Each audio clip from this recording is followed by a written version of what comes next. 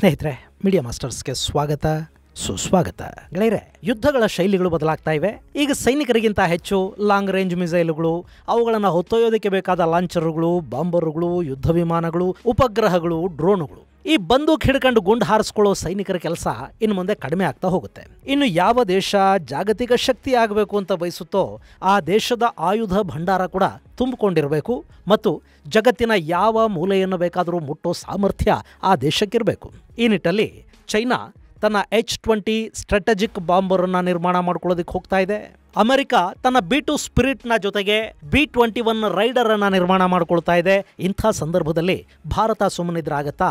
ವಿಕಸಿತ ಭಾರತದ ಕನಸು ಕಾಣ್ತಾ ಇನ್ನು 2 ದಶಕಗಳಲ್ಲಿ ಜಗತ್ತನ್ನು ಆಳೋದಿಕ್ಕೆ, ಜಗತ್ತಿನ 2ನೇ ಅಥವಾ 3ನೇ ದೊಡ್ಡ ಶಕ್ತಿಯಾಗಿ ಬೆಳೆಯೋದಕ್ಕೆ ಹೊರಟಿರೋ ಭಾರತ ಅದಕ್ಕೆ ಬೇಕಾದ ವ್ಯವಸ್ಥೆಗಳನ್ನು ಈಗಿಂದಲೇ ಮಾಡ್ಕೋಬೇಕಲ್ವಾ?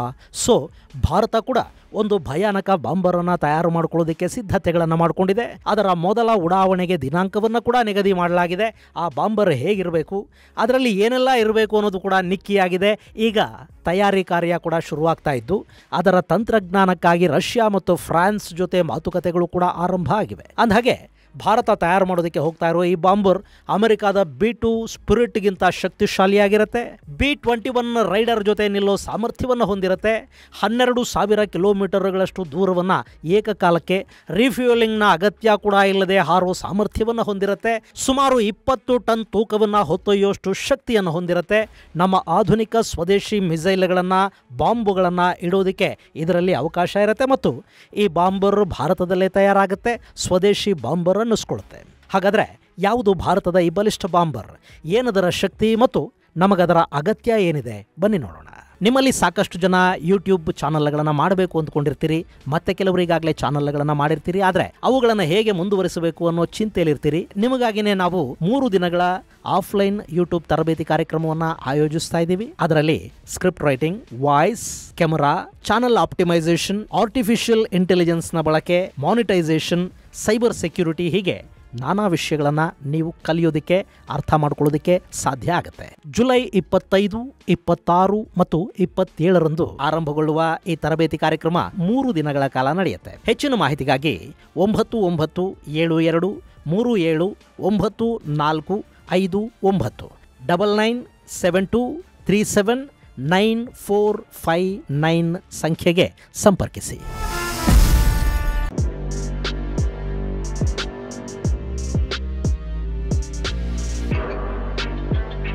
ಗೆಳೆಯರೆ, ಆಯುಧ ಜಗತ್ತಲ್ಲಿ ಸಾಕಷ್ಟು ಬದಲಾವಣೆಗಳಾಗ್ತಾ ಇವೆ. ಇಷ್ಟು ದಿನ ಯುದ್ಧ ವಿಮಾನಗಳಿಗೆ ಮ್ಯಾನ್ಯೂರಿಂಗ್ ಅನ್ನೋದು ತುಂಬಾ ಮುಖ್ಯ ಅಂತ ಭಾವಿಸಲಾಗ್ತಾ ಇತ್ತು. ಈಗ ಅದನ್ನು ದಾಟಿ ಸ್ಟೆಲ್ತ್ ಯುದ್ಧ ವಿಮಾನಗಳು ಬಂದಿವೆ. ಸ್ಟೆಲ್ತ್ ಅನ್ನೋದು ರಡಾರ್ಗಳಿಗೆ ಕಾಣೋದೇ ಇಲ್ವಾ ಅಂತ ಮೂಗಿನ ಮೇಲೆ ನಾವು ಬೆರಳಿಟ್ಕೊಳ್ಳೋ ಹೊತ್ತಿಗೆ ಅವುಗಳನ್ನು ಕೂಡ ಗುರುತಿಸುವ ರಡಾರುಗಳು ಬಂದಿವೆ. ಇನ್ನು ಸ್ಟೆಲ್ತ್ ಅಲ್ಲದೆ ಇದ್ರೂ ಶತ್ರುಗಳ ರಡಾರ್ಗಳ ದಿಕ್ಕು ತಪ್ಪಿಸುವ ಡೆಕಾಯ್ ಸಿಸ್ಟಮ್ಗಳು ಬಂದಿವೆ. ಒಂದು ವಿಮಾನ ಹಲವಾರು ಫೇಕ್ ಸಿಗ್ನೇಚರ್ಗಳನ್ನು ರಿಲೀಸ್ ಮಾಡೋ ಮೂಲಕ ಏರ್ ಡಿಫೆನ್ಸ್ ಅನ್ನ ಯಾಮಾರಿಸುವ ತಂತ್ರಜ್ಞಾನ ಭಾರತದ ಬಳಿ ಕೂಡ ಇದೆ. ಇನ್ನು ಈಗ ಯುದ್ಧ ವಿಮಾನಗಳಿಗೊಂದಷ್ಟು ಲಾಂಗ್ ರೇಂಜ್ ಮಿಸೈಲ್ಗಳನ್ನು ಸಿಗಿಸ್ಕೊಂಡು ಗಾಳಿಯಲ್ಲಿ ಹಾರಿ ಶತ್ರು ದೇಶದ ಮೇಲೆ ದಾಳಿ ಮಾಡಿಬಿಡಬಹುದು. ಗಡಿ ದಾಟಬೇಕಾದ ಅಗತ್ಯ ಕೂಡ ಇರುವುದಿಲ್ಲ. ಅಷ್ಟು ದೂರಗಾಮಿ ಮಿಸೈಲುಗಳು ಕೂಡ ಬಂದಾಗಿವೆ. ಇನ್ನು ಭಾರತದ ವಿಷಯಕ್ಕೆ ಬರೋದಾದರೆ ನಮಗಿರೋ ಶತ್ರುಗಳಾದರೂ ಯಾರು? ಪಶ್ಚಿಮದಲ್ಲಿ ಪಾಕಿಸ್ತಾನ, ಪೂರ್ವದಲ್ಲಿ ಚೈನಾ, ಬಾಂಗ್ಲಾ ಗಿಂಗ್ಲಾ ಇವೆಲ್ಲ ಲೆಕ್ಕಕ್ಕಿಡೋ ಥರದ ದೇಶಗಳಲ್ಲ. ಇನ್ನು ಚೈನಾಗೆ, ಪಾಕಿಸ್ತಾನಕ್ಕೆ ಮಿಸೈಲನ್ನು ನುಗ್ಗಿಸಬೇಕು ಅಂದರೆ ಭಾರತ ಆ ದೇಶಗಳ ಗಡಿಯನ್ನು ಕೂಡ ದಾಟಬೇಕಾದ ಅಗತ್ಯ ಇರೋದಿಲ್ಲ. ನಮ್ಮ ಏರ್ಬೇಸ್ನಿಂದ ಮೇಲಕ್ಕೆ ಹಾರಿದ ಯುದ್ಧ ವಿಮಾನ ಯಾರ ಕಡೆಗೆ ಬೇಕಾದರೂ ಮಿಸೈಲನ್ನು ಹೊಡೆದು ಬಿಡಬಹುದು. ಆದರೆ ನಮ್ಮ ಶತ್ರುಗಳು ಮುಂದೆ ಕೂಡ ಇಷ್ಟೇ ಇರ್ತಾರೆ ಅಂತ ಹೇಳೋದಕ್ಕೆ ಬರೋದಿಲ್ವಲ್ಲ. ಇನ್ನು ಭಾರತ ಜಾಗತಿಕ ಶಕ್ತಿ ಆಗಬೇಕು ಅಂದ್ರೆ ಅಮೆರಿಕಾದ ಥರ, ರಷ್ಯಾದ ಥರ, ಚೀನಾದ ಥರ ಜಗತ್ತಿನ ಯಾವ ಮೂಲೆಯನ್ನ ಬೇಕಾದರೂ ಮುಟ್ಟುವ ಸಾಮರ್ಥ್ಯವನ್ನು ಬೆಳೆಸ್ಕೋಬೇಕು. ಅದಕ್ಕಾಗಿ ಭಾರತ ಸಿದ್ಧ ಆಗ್ತಾ ಇದೆ ಅಂತ ಹೇಳಿದ್ರೆ ನಿಮಗದು ಜೋಕ್ ಅಂತ ಅನ್ನಿಸಬಹುದು. ಯಾಕೆಂದ್ರೆ ನಮ್ಮ ಹತ್ರ ಇನ್ನೂ 5ನೇ ತಲೆಮಾರಿನ ಯುದ್ಧ ವಿಮಾನನೇ ಇಲ್ಲ. ಇನ್ನೇನು ಸ್ಟೆಲ್ತ್ ಬಾಂಬ್ ಸಿದ್ಧ ಆಗೋದು ಅಂತ ನಿಮಗನ್ನಿಸಬಹುದು. ಹೌದು, 5ನೇ ತಲೆಮಾರಿನ ಯುದ್ಧ ವಿಮಾನ ತಯಾರಿಯನ್ನು ಭಾರತ ವಿಳಂಬ ಮಾಡಿಕೊಂಡಿದೆ ನಿಜ. ಆದರೆ ಈಗ 5ನೇ ತಲೆಮಾರಿನ ಯುದ್ಧ ವಿಮಾನವನ್ನೇ ತಯಾರು ಮಾಡ್ತೀವಿ ಅನ್ನೋದಾದರೆ ಸ್ಟೆಲ್ತ್ ಬಾಂಬರನ್ನು ನಾವು ಯಾಕೆ ತಯಾರು ಮಾಡ್ಕೋಬಾರದು ಅಂತ ಭಾರತ ಯೋಚಿಸಿದಂತೆ ಕಾಣ್ತಾ ಇದೆ. ಹೀಗಾಗಿ ಭಾರತದ DRDO, HAL ಮತ್ತು ADA ಅಂದರೆ ಏರ್ಕ್ರಾಫ್ಟ್ ಡೆವಲಪ್ಮೆಂಟ್ ಅಥಾರಿಟಿಗಳು ಸ್ಟೆಲ್ತ್ ಬಾಂಬರ್ ತಯಾರಿಯ ಕಡೆಗೆ ದೊಡ್ಡ ಹೆಜ್ಜೆಗಳನ್ನು ಇಡ್ತಾ ಇವೆ. ಗೆಳೆಯರೆ, ಇದು ಅಮೆರಿಕದ B-2 ಬಾಂಬರ್ ಹಾಗೂ ರಷ್ಯಾದ Tu-160 ಬ್ಲಾಕ್ ಜಾಕ್ ಅನ್ನು ಸ್ಫೂರ್ತಿಯಾಗಿ ತಗೊಂಡು ನಿರ್ಮಾಣ ಮಾಡ್ತಾ ಇರೋ ಬಾಂಬರ್. ಈ B2 ಸ್ಪಿರಿಟ್ ಇದೆಯಲ್ಲ, ಇದು 9600 ಕಿಲೋಮೀಟರ್ ರೇಂಜ್ ಅನ್ನು ಹೊಂದಿದೆ. ಹಾಗೆ 18 ಟನ್ ಪೇಲೋಡ್ ಅನ್ನು ಇದು ಹೊತ್ತೊಯ್ಯುತ್ತೆ. ಇನ್ನು ರಷ್ಯಾದ Tu-16 ಬ್ಲಾಕ್ ಜಾಕ್ ಅನ್ನ ವಿಶ್ವದ ಅತ್ಯಂತ ಭಯಾನಕ ಬಾಂಬರ್ ಅಂತ ಕರೀತಾರೆ. ಇದು 2.05 ಮ್ಯಾಕ್ಸ್ ಸ್ಪೀಡ್ ಅನ್ನು ಹೊಂದಿದೆ. ಹೀಗಾಗಿ ಇದನ್ನ ಅತ್ಯಂತ ವೇಗದ ಬಾಂಬರ್ಗಳ ಪೈಕಿ ಒಂದು ಅಂತ ಕೂಡ ಹೇಳ್ತಾರೆ. ಇನ್ನು ಇದು 40 ಟನ್ನಷ್ಟು ಬಾಂಬುಗಳನ್ನು, ಮಿಸೈಲ್ಗಳನ್ನು ಹೊತ್ತೊಯ್ಯುತ್ತೆ. ಹಾಗೆಯೇ 52,000 ಅಡಿಗಳ ಎತ್ತರದಲ್ಲಿ ಹಾರತಾ ಏಕಕಾಲಕ್ಕೆ ಸುಮಾರು 12,500 ಕಿಲೋಮೀಟರ್ ದೂರವನ್ನು ತಲುಪುವ ಶಕ್ತಿಯನ್ನು ಈ Tu-160 ಹೊಂದಿದೆ. ಹೀಗಾಗಿ ಈ ಟುಪೋಲೆವ್ Tu-160ಯನ್ನು ಜಗತ್ತಿನ ಅತಿ ಭಯಾನಕ ಬಾಂಬರ್ಗಳ ಪೈಕಿ ಒಂದು ಅಂತ ಹೇಳೋದು. ಇದು ಸೋವಿಯತ್ ಕಾಲದ ಬಾಂಬರ್. 1984ರಲ್ಲಿ ಸೋವಿಯತ್ ರಷ್ಯಾ ಇದನ್ನು ತಯಾರು ಮಾಡುತ್ತೆ.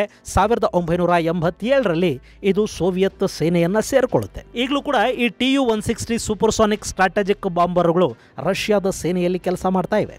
ಹಾಗೆ ಚೈನಾ ಕೂಡ ತನ್ನ ಬಳಿ ಬಾಂಬರ್ಗಳನ್ನು ಇಟ್ಕೊಂಡಿದೆ. ಅಲ್ಲಿ ಶಿಯಾನ್ H6 ಅನ್ನೋ ಸಿರೀಸ್ನ ಬಾಂಬರ್ ಇದೆ. ಇದನ್ನು ರಷ್ಯಾದ Tu-16 ಬಾಂಬರನ್ನು ಕಾಪಿ ಮಾಡಿ ನಿರ್ಮಾಣ ಮಾಡಿದ್ದಾರೆ. ಸದ್ಯಕ್ಕಿದು ಚೈನಾದ ಮುಖ್ಯ ಬಾಂಬರ್ ವಿಮಾನ. ಇದರಲ್ಲಿ H6K ಕ್ರೂಸ್ ಮಿಸೈಲ್ಗಳನ್ನು ಹೊತ್ತು ಸಾಗಿದ್ರೆ, H6N ಡ್ರೋನ್ ಮತ್ತು ಆಂಟಿಶಿಪ್ ಮಿಸೈಲ್ ಹಾಗೂ ನ್ಯೂಕ್ಲಿಯರ್ ಮಿಸೈಲ್ಗಳನ್ನು ಹೊತ್ತು ಸಾಗುವ ಸಾಮರ್ಥ್ಯವನ್ನು ಹೊಂದಿದೆ. ಇದರ ಜೊತೆಗೆ H-20 ಅನ್ನೋ ಬಾಂಬರ್ ಅನ್ನು ಕೂಡ ಚೈನಾ ಸಿದ್ಧಪಡಿಸಿಕೊಳ್ತಾ ಇದೆ. ಈ H-20 ಅನ್ನೋದು ಸ್ಟೆಲ್ತ್ ಬಾಂಬರ್ ಆಗಿರುತ್ತೆ. ಇದನ್ನು ಅಮೆರಿಕಾದ B2ನ ಬೀಟ್ ಮಾಡೋದಕ್ಕೆ ಚೈನಾ ನಿರ್ಮಾಣ ಮಾಡ್ತಾ ಇದೆ. ಮುಂದಿನ ವರ್ಷದ ವೇಳೆಗೆ ಇದು ಸೇನೆಗೆ ಸೇರ್ಪಡೆ ಆಗಬಹುದು ಅಂತ ಹೇಳ್ತಾ ಇದ್ದಾರೆ. ಹೀಗಿರುವಾಗ ಭಾರತ ಕೂಡ ಒಂದು ಬಾಂಬರ್ ಅನ್ನು ತಯಾರು ಮಾಡಿಕೊಳ್ಳದೆ ಇದ್ರೆ ಹೇಗೆ? ಸೊ ಭಾರತ ತನ್ನ ಸ್ವದೇಶಿ ಬಾಂಬರ್ ಸಿದ್ಧಪಡಿಸಿಕೊಳ್ಳುವ ಪ್ರಯತ್ನಗಳನ್ನು ಆರಂಭ ಮಾಡಿದೆ. ಅದಕ್ಕೆ ULRA ಅಂದರೆ ultra long range strike aircraft ಅಂತ ಸದ್ಯಕ್ಕೆ ಹೆಸರಿಡಲಾಗಿದೆ. ಇದು ಸ್ಟೆಲ್ತ್ ಆಗಿರುತ್ತೆ. B2 ಸ್ಪಿರಿಟ್ಗಿಂತ ಹೆಚ್ಚು ದೂರಾಕ್ರಮಿಸಬಲ್ಲ ಸಾಮರ್ಥ್ಯವನ್ನು ಇದು ಹೊಂದಿರುತ್ತೆ. ಯಾವ ರಿಫ್ಯೂಲಿಂಗ್ ವ್ಯವಸ್ಥೆಯೂ ಇಲ್ಲದೆ 12,000 ಕಿಲೋಮೀಟರ್ ವರೆಗೆ ಇದು ಸಂಚರಿಸುತ್ತೆ. ಹಾಗೆ 20 ಟನ್ ತೂಕವನ್ನು ಹೊತ್ತೊಯ್ಯುತ್ತೆ. ಅದರಲ್ಲಿ 450 ಕಿಲೋಮೀಟರ್ ರೇಂಜಿನ 4 ಬ್ರಹ್ಮೋಸ್ NG ಯೂನಿಟ್ಗಳನ್ನು ಫಿಕ್ಸ್ ಮಾಡೋದಕ್ಕೆ ಅವಕಾಶ ಇರುತ್ತೆ. ಹಾಗೆ ಅಗ್ನಿ-1 ಬಾಲಿಸ್ಟಿಕ್ ಮಿಸೈಲ್ ಅನ್ನು ಕೂಡ ಇದಕ್ಕೆ ಅಳವಡಿಸೋದಕ್ಕೆ ಸಾಧ್ಯವಾಗುತ್ತೆ ಅಂತ ಹೇಳ್ತಾ ಇದ್ದಾರೆ.